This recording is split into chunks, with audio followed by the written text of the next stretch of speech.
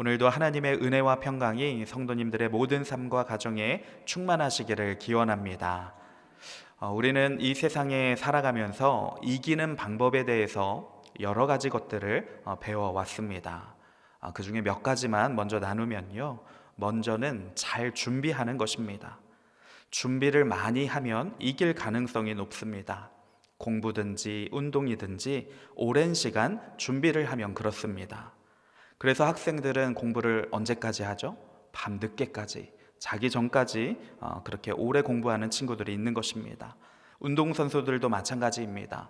집에 들어가지 않고 합숙까지 하면서 오랜 시간 준비하여 대회나 시합에 나가게 됩니다. 이렇게 잘 준비해야만 이길 가능성이 높아지고 승리해서 자신이 원하는 것을 성취할 수 있는 것입니다. 이기는 방법 두 번째는 능력입니다. 능력이 특출나면 이길 가능성이 높아집니다. 천재라고 하죠. 한 분야에서 재능이 많은 사람은 노력을 조금 덜 할지라도 이기고 성공할 가능성이 높습니다. 또 이기는 방법 세 번째 방법은 많이 가지는 것입니다. 뭐든지 많으면 이길 가능성이 높아집니다. 준비나 능력이 조금 떨어질지라도요, 돈이 많거나 인맥이 많거나 경험이 많으면 이길 수 있는 확률이 높아지는 것입니다. 자, 그래서 우리는 자연스럽게 생각합니다. 뭐든지 준비를 잘하면 이긴다. 능력이 많으면 이긴다. 또 많이 가지고 있으면 이긴다. 라는 생각을 은연중에 다 갖고 있습니다. 자, 문제는 우리의 평범한 사람들 중에 많은 분들이 이런 모든 것들이 부족할 때가 많다는 것입니다. 시간이 없어서 준비가 부족할 때가 많고 내 분야에서 내가 능력이 특출나지도 않은 것 같습니다. 또 그렇다고 해서 돈이 많거나 시간이 많거나 인맥이 많은 것도 아닙니다. 자, 그렇다 보니 평범한 사람들은 열심히 살아도 경쟁에서 이기고 승리하기가 쉽지가 않은 것입니다. 자, 그런데 성경 말씀을 보면 하나님은 종종 우리가 알고 있는 승리의 공식을 완전히 뒤집어 놓으십니다. 세상의 기준과 하나님의 기준이 확연히 다른 것을 볼 수가 있는데요. 오늘 말씀을 통해서 무엇이 다른 것인지, 하나님의 승리 방법은 무엇인지에 대해서 살펴보면서 은혜 나누도록 하겠습니다. 먼저 오늘 본문의 말씀 배경을 살펴보면 이스라엘 민족이 미디안 민족이라고 하는 나라에게 지배를 당하던 시절입니다. 그때 기드온은 하나님께 부르심을 받습니다. 그리고 명령에 따라 바알 신상을 무너뜨리고 여룻바알이라는 별명을 얻은 후에 하나님의 영을 체험합니다. 하나님의 영이 충만하게 기드온에게 임하여 주셔서 이때부터 기드온은 담대히 이스라엘 백성들을 모았고 자신들을 억압하고 지배하던 미디안 민족과 대치를 하게 되는 것입니다. 자, 그 상황이 바로 오늘 본문 1절 말씀입니다. 우리 1절 말씀 다시 한번 읽어보도록 하겠습니다. 여룻바알이라 하는 기드온과 그를 따르는 모든 백성이 일찍이 일어나 하롯셈 곁에 진을 쳤고 미디안의 진영은 그들의 북쪽이요 모레산 앞 골짜기에 있었더라. 여기서 기드온이 진을 친 곳이 하롯셈 곁이라고 이제 지명이 나오고 있습니다. 그런데 하롯이란 단어의 뜻을 찾아보니까 떨다라는 의미를 가지고 있습니다. 즉 이스라엘이 떨림의 샘에 진을 쳤다라는 의미입니다. 자, 이것은 상징적인 의미가 있습니다. 우리가 보통 언제 떨죠? 날씨가 매우 춥거나 또 두려울 때 우리는 떱니다. 지금 이스라엘 백성들이 기드온을 통하여 지금 용감하게 모이기는 했지만 여전히 미디안 민족을 매우 두려워하고 있었다는 것입니다. 아무래도 오랜 시간 미디안 민족에게 지배를 당하고 있다 보니 그들을 두려워하는 것은 당연한 일이었습니다. 그때 하나님은 3절에서 말씀하십니다. 제가 본문 3절 읽어드립니다. 이제 너는 백성의 귀에 외쳐 이르기를 누구든지 두려워 떠는 자는 길르앗 산을 떠나 돌아가라 하라 하시니. 두려운 마음이 있는 자들은 다 집으로 돌아가라는 것입니다. 지금 전쟁이 코앞인데 한 명이라도 더 모집해야 되는 상황인데 하나님은 왜 그러시는 걸까요? 자, 이런 말씀은 하나님께서 이미 모세를 통해서 이스라엘 백성들 전체에게 가나안 땅 들어오기 이전에 이미 말씀하셨던 내용이기도 합니다. 신명기 20장 8절 말씀인데요. 역시 제가 읽어드리겠습니다. 책임자들은 또 백성에게 말하여 이르기를 두려워서 마음이 허약한 자가 있느냐 그는 집으로 돌아갈지니 그의 형제들의 마음도 그의 마음과 같이 낙심될까 하노라 하고. 하나님은 이미 광야에 있었던 이스라엘 백성들에게 두려운 마음을 가지고 있는 자는 전쟁터에 절대로 내보내지 말고 그냥 집으로 돌려보내라 라고 명령하신 것입니다. 왜냐하면 이 두려움이라고 하는 것은 금방 사람들에게 전파되어지기 때문입니다. 그래서 온 공동체가 두려움에 쌓일 수 있기 때문에 하나님은 그런 자들은 돌아가라고 명하십니다. 제가 직접 세보지는 않았지만요, 두려워 말라라는 문장이 성경에 365번이나 나온다라는 그런 이야기를 이제 설교 중에 몇 번 들은 적이 있습니다. 물론 요즘에 번역본이 여러 가지가 있어서 이것이 뭐 정확하다고 할 수는 없지만 그에 비슷한 내용들이 이 성경에 이렇게 많이 강조되고 있습니다. 그래서 성경에 보면 하나님께서는 사람을 사용하실 때 두려움을 제거하시고 그리고 사용하시는 것을 볼 수가 있습니다. 자, 그만큼요, 하나님은 우리가 두려워하는 것을 매우 싫어하신다는 것입니다. 오늘 본문의 기드온도 마찬가지였습니다. 원래 미디안 민족을 많이 두려워해서 포도주 틀에 숨어서 밀을 타작하던 자가 기드온입니다. 하나님은 그런 기드온의 두려움을 제거해 주시기 위하여 바알과 아세라상을 직접 무너뜨리도록 인도해 주셨고 기적적인 증표까지도 보여주셨습니다. 그리고 또한 계속해서 승리를 주시겠다는 확신의 말씀을 주심으로 기드온의 두려움을 점차 제거해 주셨습니다. 우리가 잘 아는 모세의 후계자 가나안과 큰 전쟁을 앞두고 있었던 여호수아에게도 하나님은 두려워하지 말고 담대하라고 아주 강력한 말씀을 거듭해서 주셨는데요, 우리 많이들 좋아하시는 구절일 것 같습니다. 우리 여호수아 1장 9절의 말씀을 우리 화면 보시고 함께 고백해 보겠습니다. 강하고 담대하라. 두려워하지 말며 놀라지 말라. 내가 어디로 가든지 내 하나님 여호와가 너와 함께 하느니라 하시니라. 아멘. 네, 신약에 와서 예수님께서도 이와 비슷한 말씀을 하셨는데요, 누가복음 12장 4절 말씀도 우리가 함께 읽어보도록 하겠습니다. 시작. 내가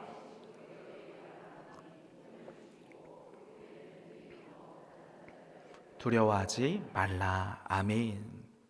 복음을 전할 때 세상을 두려워하지 말라고 예수님께서도 말씀하신 것입니다. 세상 사람들은 우리의 육체는 건들 수 있어도 영혼은 털끝 하나 건들 수가 없기 때문입니다. 자, 이것은요, 우리가 능력이 많아서가 아닙니다. 실제로 우리는 거대한 세상 앞에 아주 연약한 존재입니다. 그리고 우리의 삶에는 늘 작고 큰 문제가 따라다닙니다. 그래서 그 문제로부터 오는 모든 두려움을 막을 길이 없는 존재가 우리입니다. 그러나 하나님이 함께하여 주신다면 우리는 이 모든 두려움을 반드시 이길 수 있다라고 하는 것입니다.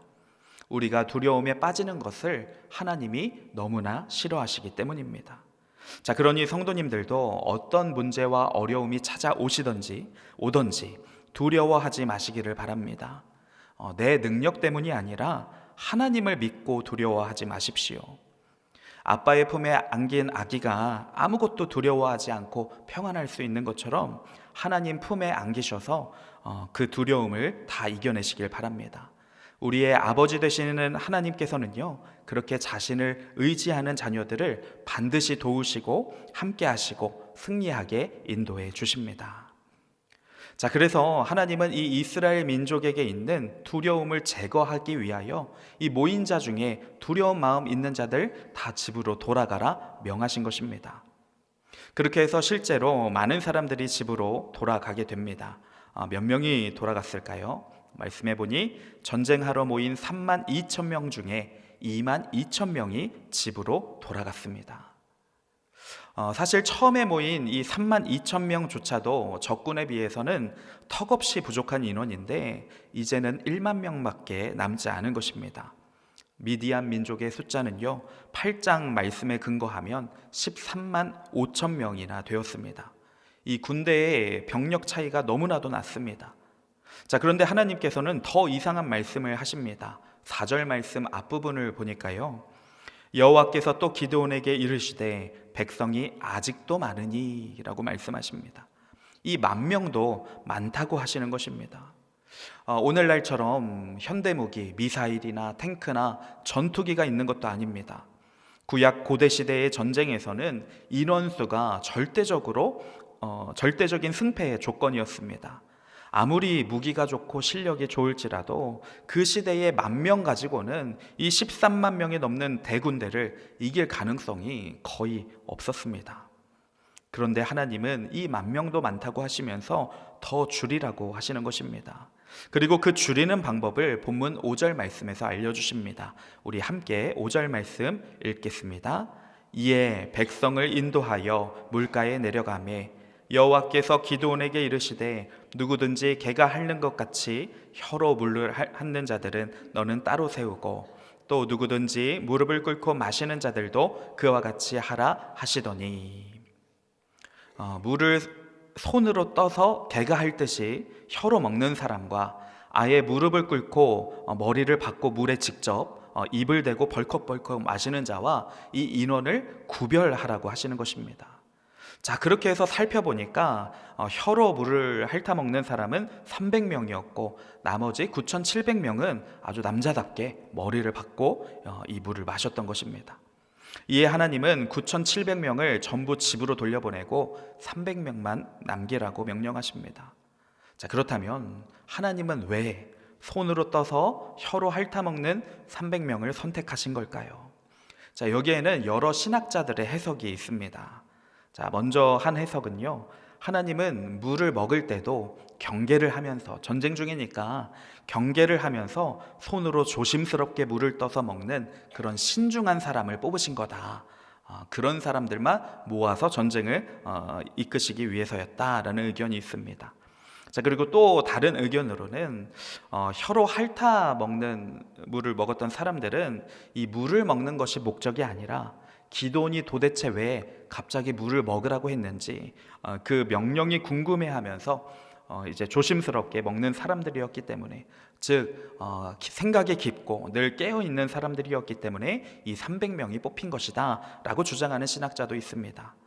또 어떤 이는요, 무릎을 꿇고 물을 마신 자들은 아마 우상신을 섬기던, 당시에 이 시대가 타락한 시대였기 때문에, 사사 시대였기 때문에 아마 우상을 많이 섬겨서 무릎 꿇는 것이 아주 쉬웠을 것이다, 그렇게 편하게 엎드려서 또 물을 먹었던 것이다, 뭐 이렇게 추측을 하기도 합니다. 여러 의견들이 있는데요, 모두 추측이고 의견이지 그 정확한 이유는 성경에 사실 나오진 않습니다. 그러니까 중요한 것은 물을 먹는 방법이 어떠냐가 아니라 하나님께서 적은 숫자 300명의 숫자를 선택했다는 것에 있습니다. 하나님께서 이 물을 먹고 이 1만 명의 사람들을 나누신 것은 더 적은 숫자를 만들기 위해서였기 때문입니다. 하나님께서 인원을 줄이신 이유는요, 이스라엘이 전쟁에서 스스로는 절대로 이길 수 없겠구나 라고 하는 그런 환경을 만드시기 위해서였습니다. 이 전쟁은 인간의 전쟁이 아니라, 인간의 능력과 방법에 의해서 좌지우지되는 전쟁이 아니라 전적으로 하나님이 주관하시는 전쟁이라는 것을 깨닫게 하시기 위해서입니다. 성경은 계속해서 미디안의 숫자는 많고 이스라엘 백성들의 숫자는 적다라고 강조합니다. 우리 사사기 7장 12절 말씀 제가 읽어보겠습니다. 미디안과 아말렉과 동방의 모든 사람들이 골짜기에 누웠는데 메뚜기의 많은 수와 같고 그들의 낙타수가 많아 해변에 모래가 많음 같은지라. 자, 미디안의 군대를 메뚜기 떼와 해변의 모래로 표현을 하고 있는 것입니다. 자, 그만큼 많은 숫자, 그에 비해 이스라엘 백성들은 300명입니다. 이들은 심지어 준비된 사람들도 아니었습니다. 강한 능력이 있는 사람도 아니었습니다. 단지 물을 개처럼 핥아 먹었다고 해서 뽑힌 사람들입니다. 승리의 조건이 전혀 없는 자들이었던 것입니다. 자, 그런데 결과는 어땠을까요? 우리 성도님들 다 아실 겁니다. 이 전쟁의 결과는 기드온과 300명의 이 백성들이 미디안 민족 13만 5천 명을 상대로 아주 손쉽게 승리를 얻습니다. 자, 결국 전쟁의 승리는요, 숫자가 아니라 하나님께 있다라는 것을 깨닫게 해주시는 것입니다. 하나님은 이 전쟁뿐만이 아니라 이스라엘 민족의 여러 전쟁에서 이런 비슷한 승리를 주셨습니다. 이와 관련해서 저는 사울 왕의 아들 요나단이 한 말씀을 굉장히 좋아하는데요. 우리 사무엘상 14장 6절 말씀 우리가 함께 읽어보도록 하겠습니다.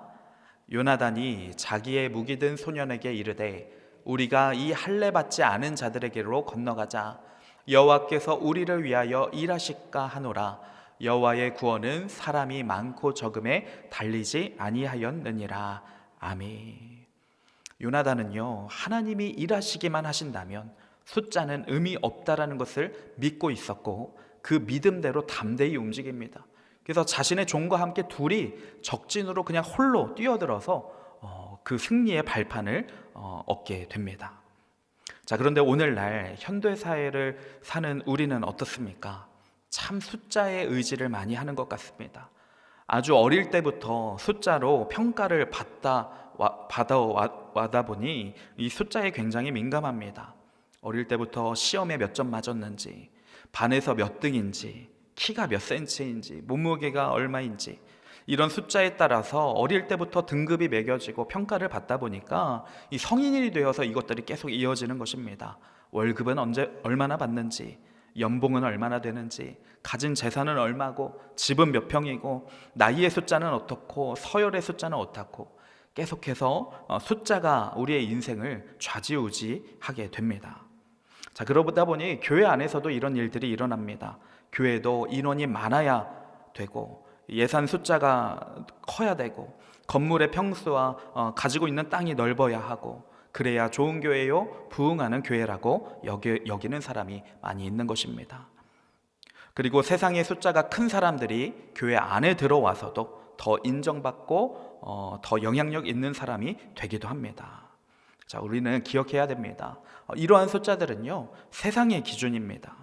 물론 성경에서도 숫자가 중요한 부분을 차지할 때가 많이 있지만 그것은 세상의 기준과는 완전히 다른 기준 속에 있는 숫자들입니다.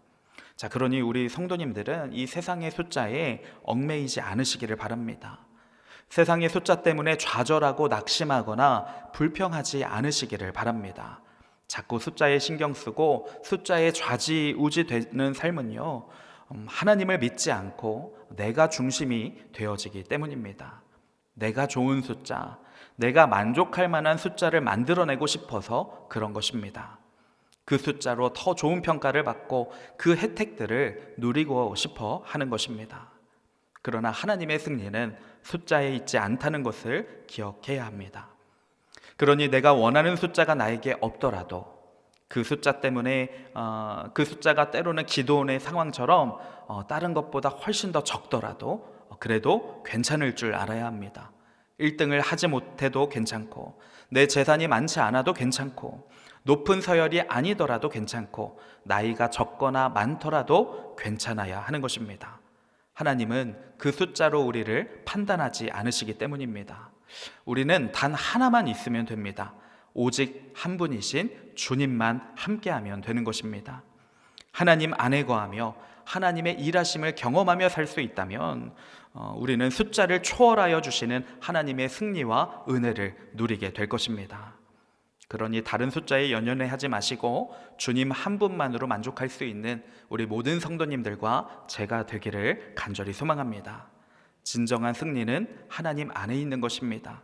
하나님과 동행하며 하나님의 편에 있는 것이 제일 중요합니다. 자, 그럼 이렇게 남은 300명으로 하나님께서는 어떻게 승리를 주실까요? 오래전에 300이라는 영화가 있어서 이 기드온의 300용사라는 본문을 보면 꼭 이 영화가 저는 떠오르는 것 같습니다. 자, 그 300명의 영화에 나오는 300명의 용사는요, 스파르타의 군사입니다. 테르모필레라는 전투를 가지고 만든 영화인데 이 300명은 매우 훈련을 잘 받은 용사들이었고 또 좁은 그 협곡 지역의 이점을 잘 살려서 페르시아의 그 대군을 며칠 동안이나 막아내는 엄청난 성과를 보여준 용사들입니다. 마지막에 다 전사하기는 했지만 그들의 용맹함과 무용담은 지금도 영화로 만들어질 만큼 이렇게 전해져 내려오는 전설과 같은 이야기이죠. 자, 그런데 앞서서 말씀드렸지만 기드온과 300명의 백성들은요, 사실 용사가 아닙니다. 그냥 일반 백성들입니다. 미디안의 지배 속에서 군사훈련을 제대로 한 번도 받지 않아 본 그런 백성들일 것입니다. 무기도 제대로 된 것이 하나도 없었고 스파르타 군대처럼 이 지리적인 이점도 전혀 없었습니다. 그런 이들에게 하나님은요, 또 이상한 명령을 하시는 것입니다. 300명을 세 조로 100명씩 나눠서 각 손에 칼이나 창 같은 무기가 아니라 나팔과 빈 항아리를 들라고 명령하십니다. 그리고 그 빈 항아리에는 횃불을 넣어서 감추게 하고 한밤중에 몰래 적진에 들어가라 명하십니다. 그리고 기드온이 신호 삼아 나팔을 크게 불면 모두가 함께 나팔을 불며 하나님과 기드온의 이름을 외치고 항아리를 깨트리라고 명령합니다. 아마 이러한 전쟁의 작전은 그 누구도 들어본 적이 없었을 것입니다. 강력한 무기를 장착해도 모자랄 상황인데 항아리만 들고 적진 안으로 들어가라니 이것은 너무나 말도 안 되고 위험하고 황당한 작전이었습니다. 자, 그런데 여기서 중요한 것은 기드온과 백성들이 이런 하나님의 명령에 군말하지 않고 온전히 순종했다는 것입니다. 전적으로 하나님을 믿고 의지하는 태도를 보여준 것입니다. 300명은 실제로 담대하게 적진으로 항아리를 들고 들어갔고 나팔을 불었을 때에 손에 있던 항아리를 깨뜨렸습니다. 자, 그랬더니 어떠한 일이 일어났느냐? 우리 22절 말씀 본문 함께 읽어보도록 하겠습니다. 300명이 나팔을 불 때에 여호와께서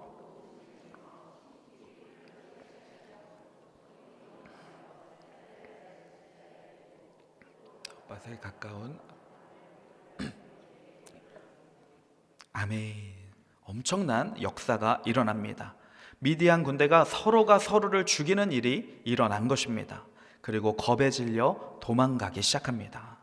아마도 미디안 군대는요, 깊은 잠에 빠져 있었다가 갑자기 사방에서 나팔 소리가 들리니까 벌떡 깜짝 놀라서 일어났을 것입니다. 그리고 나와보니 이 깜깜했던 그 진중에 항아리가 깨지면서 갑자기 도깨비불과 같은 그 횃불들이 돌아다니는 것입니다. 그리고 그 불들이 진영에 붙기 시작하고 아주 혼란스러운 상황이 일어나서 이들은 귀신에 홀린 듯이 서로를 향해 칼을 들이밀고 죽이기 시작했습니다. 자, 이런 놀라운 역사로 인해서 기드온과 300 백성들이 이기게 됩니다. 자, 그런데 아무리 제가 말씀을 묵상하면서 아무리 묵상해보고 생각을 해봐도요, 이게 쉽게 이해되지는 않았습니다. 자, 그래봤자 몇 명이에요? 300명이기 때문입니다. 이런 작전을 통해서 13만 대군의 한 부분은 타격을 줄 수 있을 것입니다. 1000명 정도나 진짜 많이 줘봐도 10,000명 정도에게 이 300명이 이런 타격을 주었다면 그래, 이런 건 가능할 것이다 라고 우리가 이해를 해볼 수 있습니다. 그러나 아무리 기발한 기습이라 하더라도 이 단 300명이 13만 명의 대군 전 진영에 혼란을 끼쳤다는 것은 말이 안 되는 것입니다. 자, 결국은요, 이 전쟁은 이 기발한 방법으로 승리한 것이 아니라 기드온과 이 300 용사의 이런 황당한 작전을 수행하는 그 순종을 하나님이 받으시고 하나님이 직접 싸우셨다라는 겁니다. 22절 말씀을 다시 한번 보시면 여호와께서 친구끼리 칼로 치게 하셨다라고 말씀합니다. 하나님이 직접 움직이셔서 이들이 서로 싸우게끔 만드신 것입니다. 이처럼 하나님은 우리가 상상하지 못한 방법으로 승리를 주실 때가 있습니다. 때로는요, 그 방법이 이해되지 않고 이상하기도 합니다. 여호수아도 이런 적이 있죠. 항아리와 횃불을 들고 나팔을 불라는 명령처럼 하나님은 여호수아에게 어떤 명령을 하셨습니까? 그냥 여리고성을 뺑뺑 돌아라 명령하셨습니다. 정말 이상한 명령이었지만 여호수아가 하나님의 명령에 순종하니 일주일 동안이나 순종하니 그 여리고성이, 난공불락의 성이 스스로 무너지게 되었습니다. 이처럼 승리의 가장 중요한 조건은 하나님의 말씀에 순종하는 것이라는 것입니다. 오늘날에도 하나님은 우리의 순종을 원하십니다. 우리의 작은 순종을 통하여 우리에게 승리 주시기를 원하십니다. 우리에게 문제가 생겼을 때 빨리 해결해야 될 것 같아서 빨리 그 해결 방법을 찾아야 될 것 같은데, 막 이리저리 뛰어다니며 해결 방법을 찾아야 될 것 같은데, 하나님은 그때 우리에게 뭐라고 하시느냐? 골방에 먼저 들어가 기도하라고 하십니다. 빨리 여러 사람들에게 연락을 돌려서 정보를 취합해서 중요한 결정을 해야 될 것 같은데, 하나님은 먼저 그러기 전에 성경을 펴고 말씀을 묵상하라고 명령하십니다. 내 할 일이 산더미처럼 쌓여 있고 너무나 바쁜 일상에 내 삶이 지쳐가고 있는데, 하나님은 그런 자에게도 헌신하라고, 봉사하라고, 하나님의 공동체를 위하여 일하라고 명령하십니다. 때로는 아무것도 남아있지 않는 그런 형편인데, 하나님은 믿음으로 2렙돈을 전부 주님께 내어드리라고 하십니다. 내 마음이 전혀 동의되지 않고 용납되지 않는 상태이지만요, 하나님은 원수 같은 저 사람, 네가 미워하는 저 사람도 사랑하고 용서하라는 그런 이상한 명령을 하실 때가 있는 겁니다. 그럴 때에 우리가 이 명령에 순종할 수 있다면, 우리의 이 작은 순종도 하나님이 기뻐 받으시고 큰 역사로 하나님이 직접 일하여 승리를 주신다는 것입니다. 그냥 승리가 아닙니다. 하나님이 직접 일하시는 승리, 놀라운 승리를 주십니다. 예수님도 그러셨습니다. 예수님은 어디에서 승리를 얻으셨습니까? 가장 저주스럽고 끔찍한 죽음이 있는 자리, 바로 십자가의 자리에서 영원한 승리를 취하셨습니다. 예수님도 피할 수만 있다면 피하고 싶으셨습니다. 그래서 아버지, 내가 피할 수만 있다면 그렇게 해주십시오, 간절히 기도하시기도 하셨습니다. 그러나 결국은 아버지의 뜻대로 끝까지 순종하심으로 십자가를 지셨을 때에 죄와 사망 권세를 이기고 부활하시는 그런 놀라운 승리의 영광을 얻게 되시는 것입니다. 그러므로 예수님께 속한 우리도 승리자가 되어야 할 줄 믿습니다. 하나님께 순종함으로 우리도 십자가의 길을 걸어가야 합니다. 그럼 우리 역시 예수님처럼 영원한 승리를 얻게 될 것입니다.